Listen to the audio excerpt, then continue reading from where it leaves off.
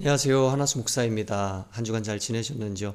오늘은 하반기 OBC 이사야 9번째 강의인데요. 이사야서 63장부터 65장을 본문으로 해서 심판과 구원 속에 도래하는 하나님 나라라는 주제로 강의하겠습니다. 이에 관해 크게 두 가지를 살펴보겠습니다. 주제와 내용, 이렇게 두 가지 보도록 하겠습니다. 주제부터 보죠. 이사야서 63장 1절. 에돔에서 오는 이 누구며 붉은 옷을 입고 보스라에서 오는 이 누구냐? 그의 화려한 의복 큰 능력으로 걷는 이가 누구냐? 그는 나이니 공의를 말하는 이요 구원하는 능력을 가진 이니라. 여기서 에돔이 나오죠. 에돔은 이스라엘의 대표적인 적이었습니다. 단 한 번도 좋은 관계에 놓인 적이 없었던 주변국이었죠. 보스라가 나오죠. 보스라는 에돔의 대표적인 도시입니다. 에돔 전체를 상징하는 도시라고 보면 됩니다. 따라서 에돔과 보스라는 모두 이스라엘의 대적을 상징하죠.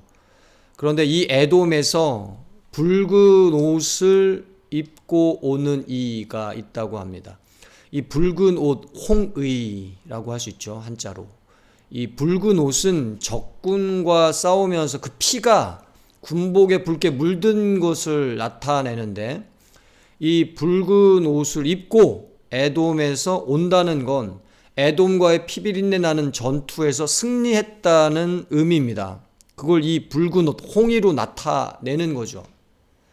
그렇다면 에돔에서 붉은 옷을 입고 승리하여 개선하는 이가 누구라고 하죠? 그는 나다. 이렇게 말씀하십니다.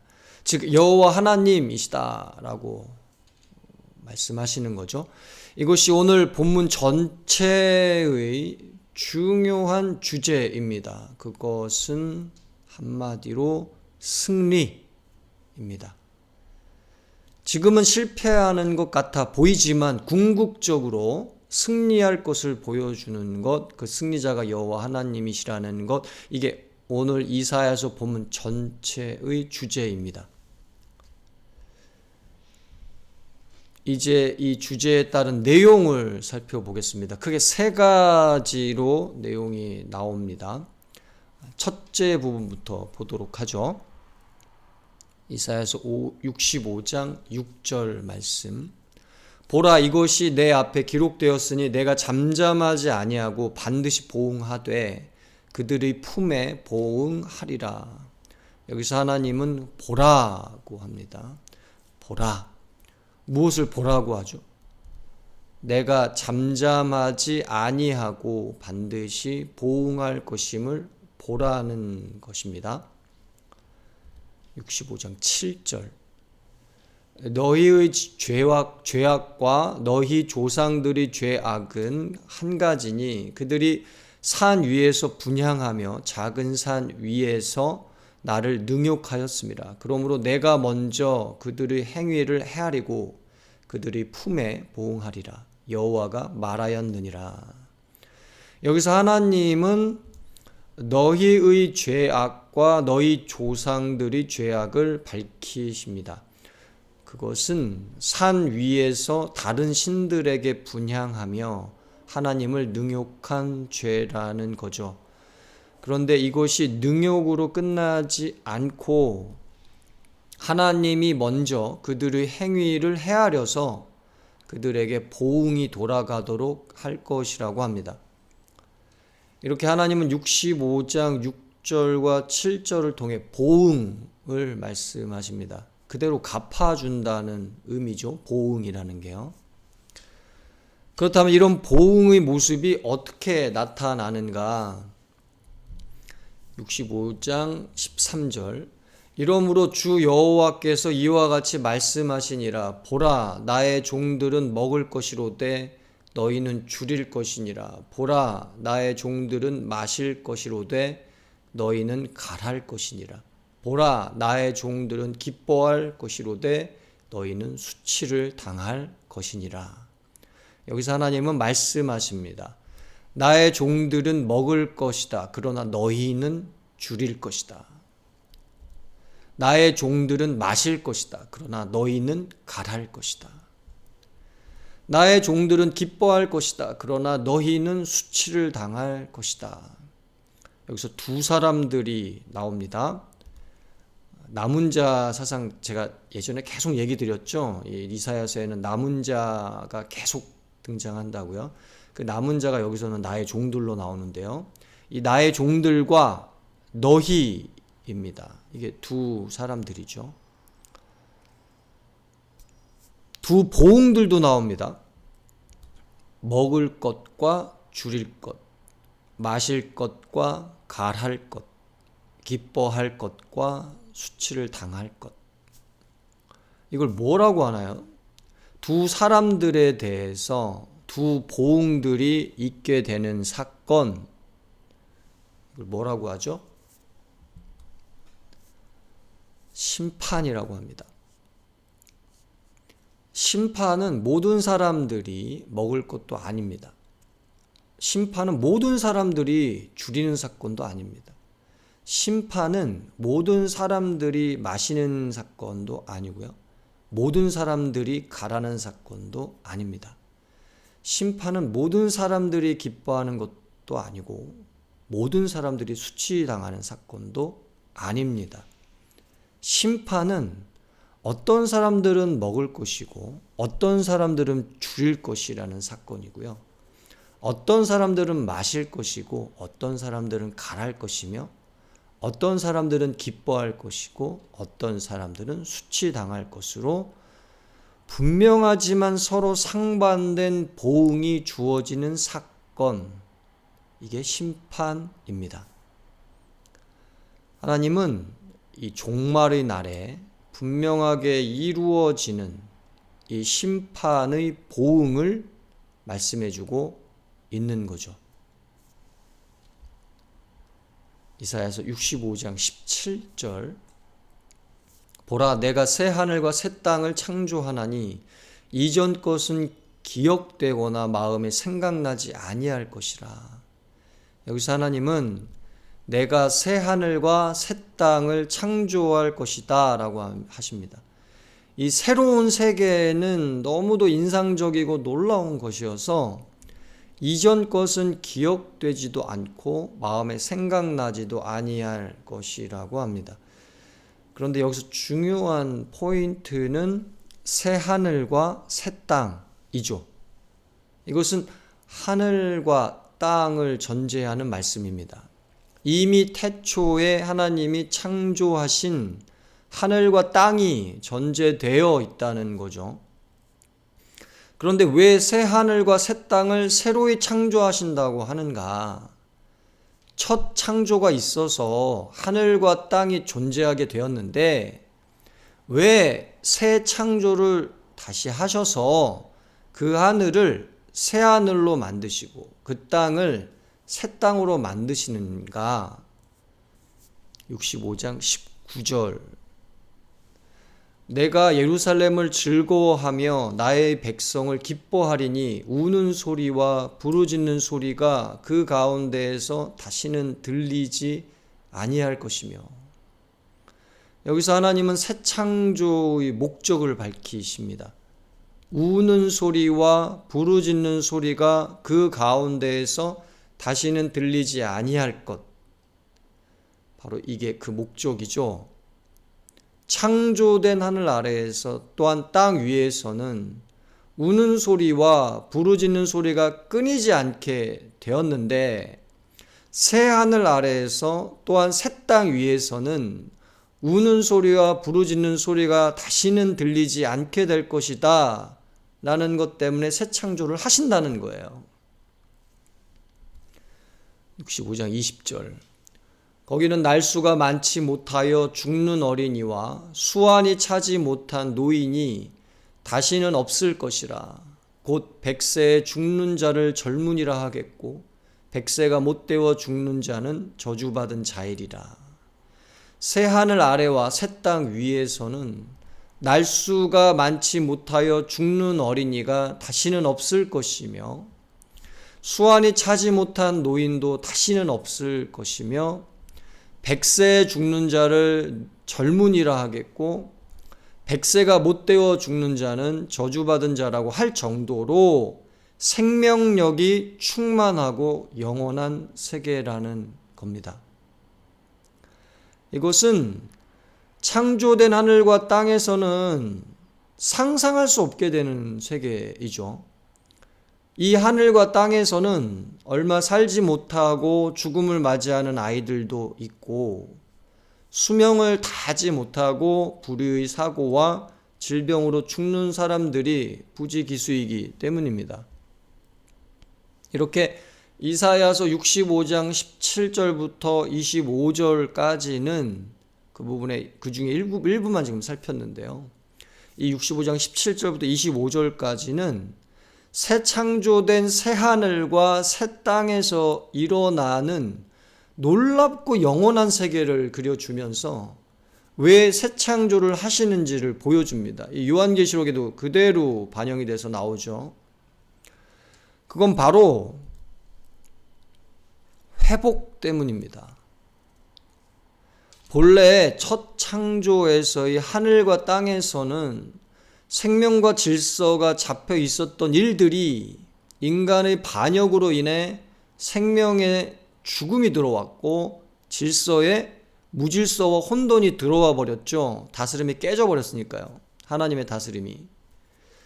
이것을 돌이킬 수 없는 이게 돌이킬 수 없는 일들이 되어 버렸는데 이후의 인류 역사는 이 죽음과 무질서, 혼돈이 무엇이었는지 선명하게 증언해 줍니다. 이 상태는 본래 이런 것이 아니었고 이렇게 된 것이죠. 이런 상태에 대해 하나님은 새하늘과 새 땅을 창조하여서 회복시키겠다는 겁니다. 그래서 이스라엘은 옛 세계에서 부서지고 파손되고 고장난 모든 것에서 벗어나 새로운 세계를 맞이하게 될 것이라고 말씀하시는 거죠. 이렇게 65장 전체는 두 가지 내용으로 이루어져 있는데 그것은 심판과 회복입니다. 회복만 말씀하시는 게 절대 아니십니다. 심판과 회복이에요. 이를 통해 이사야는 한 가지를 하고 있죠. 그건 뭐죠? 내다봄입니다. 내다봄. 이사야는 종말의 심판을 내다보고 있으며 종말의 회복을 내다보고 있는 거죠. 이게 첫 번째 내용입니다. 승리라는 주제의 첫 번째 내용. 그것은 심판과 회복이라는 내다봄이다. 이제 둘째 부분을 보겠습니다. 이사야서 63장 7절. 내가 여호와께서 우리에게 베푸신 모든 자비와 그의 찬송을 말하며 그의 사랑을 따라 그의 많은 자비를 따라 이스라엘 집에 베푸신 큰 은총을 말하리라. 여기서 이사야는 하나님께서 우리에게 베푸신 자비와 은총을 말한다고 합니다. 그럼 그 자비와 은총은 뭔가요? 63장 11절. 백성이 옛적 모세의 때를 기억하여 이르되 백성과 양떼의 목자를 바다에서 올라오게 하신 이가 이제 어디 계시냐? 그들 가운데 성령을 두신 이가 이제 어디 계시냐? 여기서 어떤 백성이 나오나요? 옛적 모세의 때를 기억하는 백성이 나옵니다. 이 백성의 중요한 특징이 뭐라고 나오는 거예요? 기억이라는 거죠. 그렇다면 그 기억은 무엇으로 이루어져 있다고 하나요? 백성과 양떼의 목자를 바다에서 올라오게 하신 이가 나오죠. 이것은 모세의 때에 있었던, 여러분 뭐죠 이거? 홍해 사건을 말합니다. 뒤에서는 바로의 군대가 죽일 듯이 쫓아오고 아픈 홍해 바다가 막혀 있었던 진퇴양난의 처지에서 모세를 통해 홍해가 열린 사건, 그리고 이렇게 홍해를 가로질러 건너편 땅으로 올라오게 한 사건, 이 홍해 사건을 말하는 거죠. 그리고 이것이 기억의 첫 번째 요소입니다. 그것은 경험입니다. 경험. 출애굽 백성들은 홍해 사건을 통해서 바다에서 자신들을 올라오게 하신 이가 다름 아닌 여호와 하나님이심을 경험했기 때문입니다. 이걸 경험했기 때문이죠. 그리고 이 경험이 이 사건을, 이 홍해 사건을 이 민족의 기억 속에 뿌리 깊게 새긴 겁니다. 이사야서 63장 9절 10절 그들의 모든 환난에 동참하사 자기 앞의 사자로 하여금 그들을 구원하시며 그의 사랑과 그의 자비로 그들을 구원하시고 옛적 모든 날에 그들을 드시며 안으셨으나 그들이 반역하여 주의 성령을 근심하게 하였으므로 그가 돌이켜 그들의 대적이 되사 친히 그들을 치셨더니, 여기서 하나님은 그들을 구원하시고 옛적 모든 날에 그들을 드시며 안으셨다고 합니다. 그런데 거기서 끝나지 않고 그들이 반역한 일을 이야기하며 하나님이 그들의 대적이 되어 그들을 치신 사건을 말합니다. 이사야는 지금 하나님이 그들을 구원하신 이야기만 하는 게 아니죠. 이건 참 아름답고 좋은 이야기인데 그 얘기만 하는 게 아닙니다. 그 구원에도, 그 하나님의 구원에도 불구하고 끊임없이 반역한 일을 옛적 모든 날에 담아서 이야기하고 있죠. 이게 기억의 두 번째 요소입니다. 옛적 모든 날 이랬다. 이걸 뭐라고 하나요? 역사입니다. 역사. 옛적 한 날만 말하는 것이 아니라 옛적 모든 날을, 그날과 이날을 이어서 이야기해 주는 거, 이게 역사이기 때문입니다. 이것은 유대 민족의 역사든 한 개인의 역사든 한 국가의 역사든 마찬가지겠죠.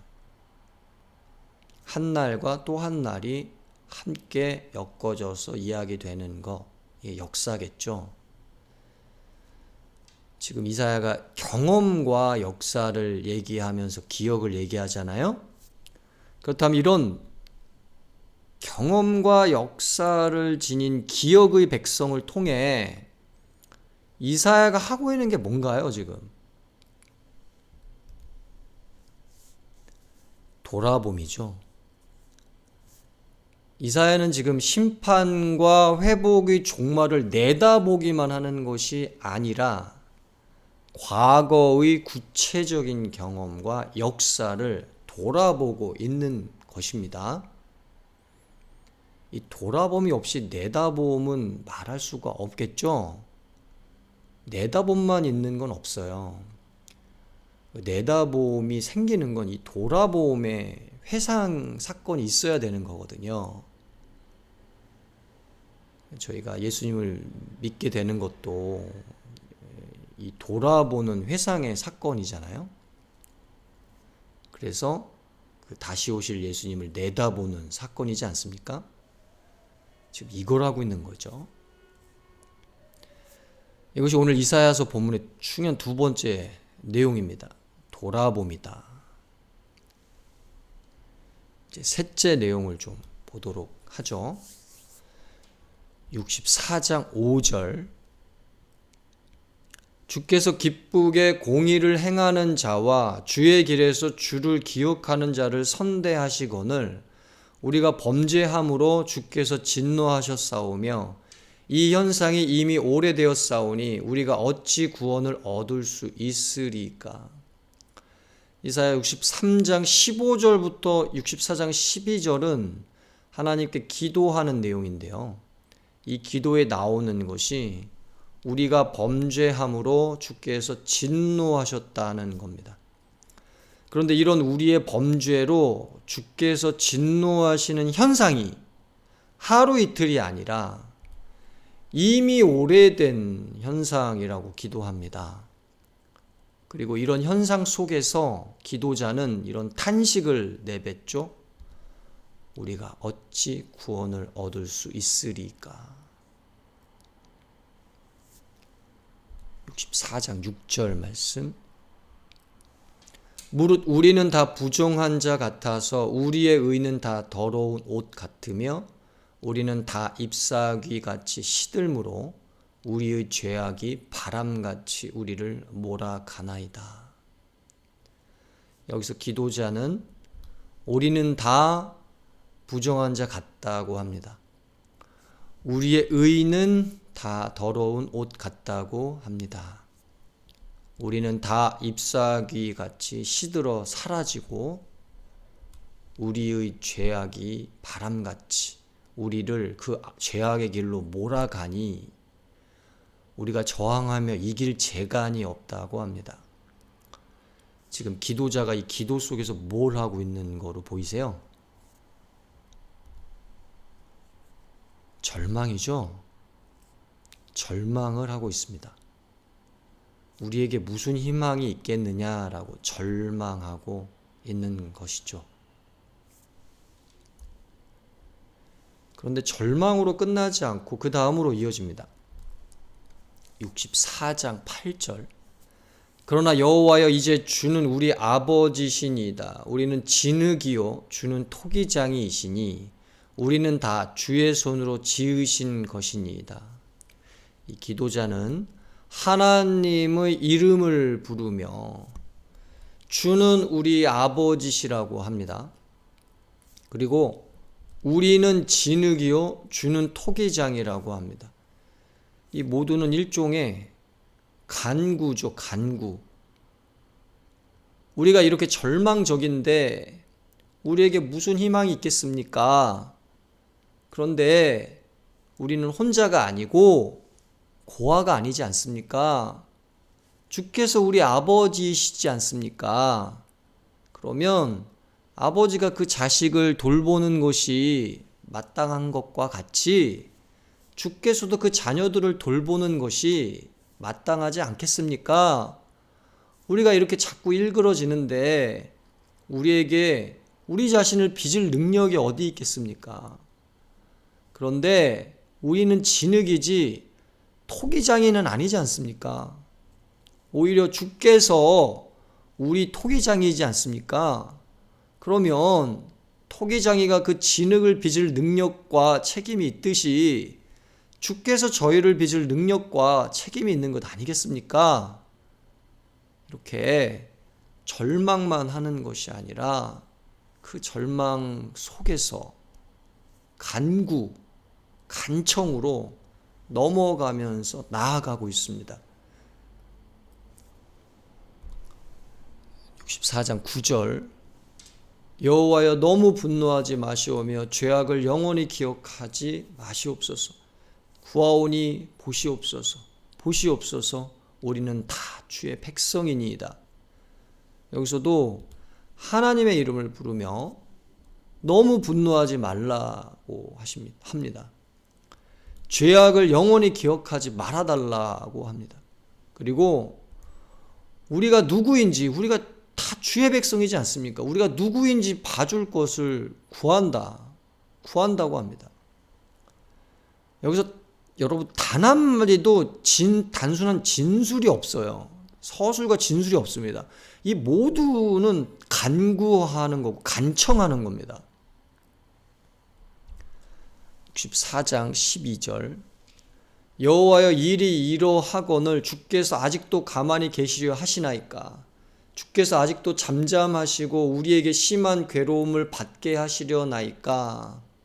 여기서도 여호와여 하면서 하나님의 이름을 부르며 주께서 아직도 가만히 계시려 하시니까 하면서 간구와 간청을 하죠.